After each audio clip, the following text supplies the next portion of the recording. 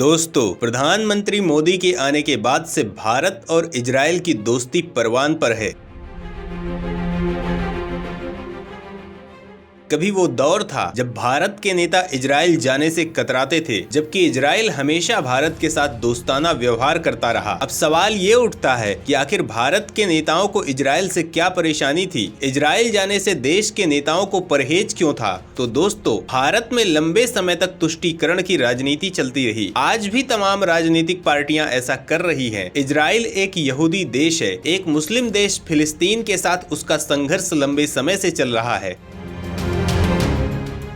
इस वजह से दुनिया भर के मुस्लिम इजराइल का विरोध करते हैं। देश के राजनीतिक दल इजराइल के साथ संबंध स्थापित करके अपने मुस्लिम वोट बैंक को नाराज नहीं करना चाहते थे और इस वजह से भारत एक भरोसेमंद देश से लंबे समय से दूर रहा। अपने इस व्यवहार के लिए तमाम सूडो सेकुलर नेता अजीबोगरीब तर्क देते थे। कुछ कहते थे कि इससे अरब देश नाराज होकर भारत को तेल देना बंद कर देंगे, तो कुछ कहते थे इससे रूस नाराज हो सकता है। अब आप सोच रहे होंगे कि इजराइल के साथ दोस्ती से रूस के नाराज होने का क्या बेस था? रूस को इजराइल से क्या टेंशन है? तो इस मामले में इन नेताओं का कहना था कि दरअसल इजराइल अमेरिका के बेहद करीब है। ऐसे में इजराइल के साथ जुड़ने का मतलब है अमेरिका का समर्थन, और अमेरिका रूस के बीच संघर्ष के बारे में तो दुनिया जानती ही है। लेकिन नरेंद्र मोदी के सत्ता संभालते ही इस तरह के तमाम तर्कों को कूड़े के ढेर में डाल दिया गया।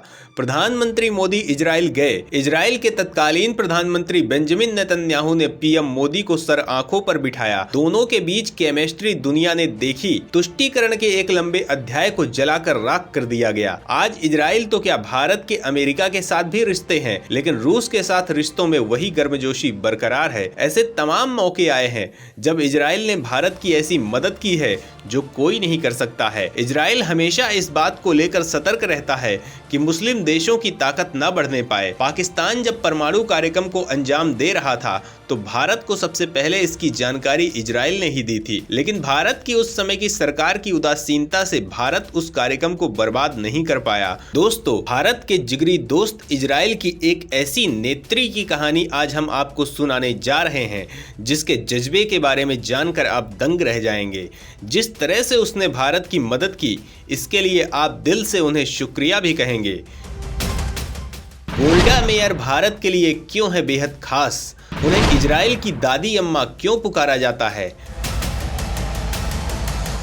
दोस्तों, उनके जूते हमेशा काले होते थे और वो जहां भी जाती थी उनके हाथ में उनका पुराना हैंडबैग होता था। वो चेन स्मोकर थी और उनकी सिगरेट में कोई फिल्टर नहीं होता था। वो अक्सर लोगों से अपनी रसोई में चाय पीते हुए मिलती थीं, जिसे उन्होंने खुद बनाया होता था। वो लेडीज घड़ी ना पहनकर पुरुषों की घड़ी पहनती थी। वो अपने हाथ से सेब काटकर अपने मेहमानों को खिलाती थी। उनके बारे में इजराइल के पहले प्रधानमंत्री डेविड बेन गुरियो ने कहा था कि गोल्डा मेरे मंत्रिमंडल की अकेली पुरुष थी। ये बात किसी भी महिला को अच्छी लगती, लेकिन इसे सुनते ही गोल्डा मेयर अपने दांत पीसने लगती थी। उनका मानना था कि किसी भी काम को किसी शख्स के जेंडर से जोड़कर नहीं देखा जाना चाहिए। दोस्तों, हम बात कर रहे हैं इजराइल की दादी अम्मा गोल्डा मेयर की। गोल्डा मेयर का जन्म 3 मई 1898 को यूक्रेन की राजधानी कीव में हुआ था। वो उन लोगों में शामिल थी जिन्होंने 1948 में इजराइल की आजादी के घोषणा पत्र पर दस्तखत किए थे। 1956 में वो इजराइल की विदेश मंत्री बनी थी। 1965 में उन्होंने कई महत्वपूर्ण पदों पर काम करने के बाद सक्रिय राजनीति से संन्यास ले लिया था। 1969 में जब इजराइल के तीसरे प्रधानमंत्री लेवाई एशकॉल की मौत हुई तो उन्हें संन्यास से वापस बुलाकर इजराइल का प्रधानमंत्री बनाया गया। 1971 में वो प्रधानमंत्री के तौर पर पहली बार अमेरिका गई, जहां राष्ट्रपति निक्सन उनके बातचीत करने के अंदाज से बहुत प्रभावित हुए थे। 1971 में भारत पाकिस्तान युद्ध के दौरान गोल्डा मेयर ने गुप्त रूप से भारत को सैनिक सहायता पहुंचाई थी, जबकि दोनों देशों के बीच कोई राजनयिक संबंध नहीं थे और इजराइल का सबसे नजदीकी दोस्त अमेरिका पाकिस्तान का साथ दे रहा था। इजराइल की प्रधानमंत्री गोल्डा मेयर ने गुप्त रूप से इजरायली शस्त्र विक्रेता श्लोमो जबलूदोविक के जरिए भारत को कुछ मोर्टार्स और हथियार भिजवाए। इन हथियारों के साथ कुछ इजरायली प्रशिक्षक भी भारत आए। जब इंदिरा गांधी के प्रधान सचिव पीएन हक्सर ने और हथियारों के लिए अनुरोध किया तो गोल्डा मेयर ने उन्हें आश्वस्त किया कि हम आपकी मदद करना जारी रखेंगे। इस समय इजराइल ने यह संकेत भी दिया था कि इस मदद के बदले भारत को इजराइल से से कूटनीतिक संबंध स्थापित करने चाहिए, जिसे उस समय भारत ने ये कहते हुए विनम्रता पूर्वक अस्वीकार कर दिया था कि इसे सोवियत संघ पसंद नहीं करेगा। 1972 में जब म्यूनिख ओलंपिक में अरब चरमपंथियों ने ओलंपिक गांव में घुसकर 11 इजरायली खिलाड़ियों को मार डाला तो गोल्डा ने मोसाद के एजेंटों को आदेश दिया था कि इस अपराध करने वाले हर व्यक्ति को, चाहे वो दुनिया के किसी भी कोने में क्यों ना हो, चुन चुन कर मारा जाए। इस ऑपरेशन को रेथ ऑफ गॉड का नाम दिया गया था। 75 साल की उम्र में भी वो 25 साल की युवती की तरह काम करती थी और उनका दिन सुबह के 4 बजे समाप्त होता था। गोल्डा मेयर अपनी आत्मकथा माई लाइफ में लिखती हैं, कभी कभी मेरे निवास के बाहर तैनात अंगरक्षक देखते थे कि सुबह 4 बजे भी मेरी रसोई में लाइट जली हुई है।